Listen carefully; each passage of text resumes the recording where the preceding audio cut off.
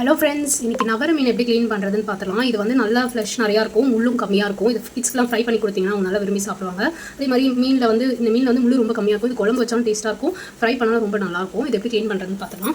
இதில் வந்து மேலே வந்து இந்த செதில் வந்து நிறையா இருக்கும். ஸோ ஜஸ்ட் இதை வந்து லைட்டாக ஜென்டிலாக பண்ணுங்கள். அப்படி இல்லைனா மீன் வந்து பிஞ்சிரும். எனக்கு வந்து ஃப்ரெஷ்ஷான மீன் தான் கிடச்சிருக்கு. பாருங்கள், மீன் எவ்வளோ ஃப்ரெஷ்ஷாக இருக்குது. இது ஐஸ் மீனாக இருந்தால் இந்த மீன் வந்து ரொம்ப ஜென்டிலாக பண்ணணும், இல்லைனா வந்து அந்த ஃப்ரெஷ்ஷாக வந்து பிஞ்சு வந்துடும். மேலே செதில் எடுத்துக்கலாம்.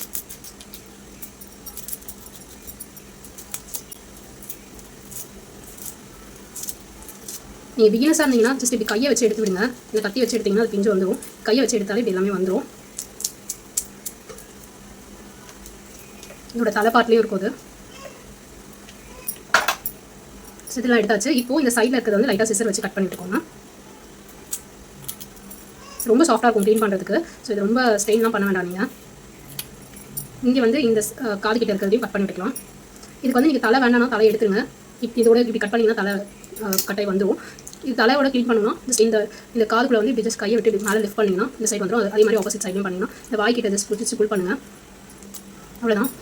இது வந்து இந்த பார்ட் இதில் தேவையில்லை இந்த மீனில். ஸோ இது அப்படியே ரிமூவ் பண்ணிட கூட எல்லாமே சேர்ந்து வந்துடும். பாருங்கள், எல்லாமே வந்துருச்சு. அவ்வளோதான். இதோட வாலும் கட் பண்ணி எடுத்துக்கலாம்.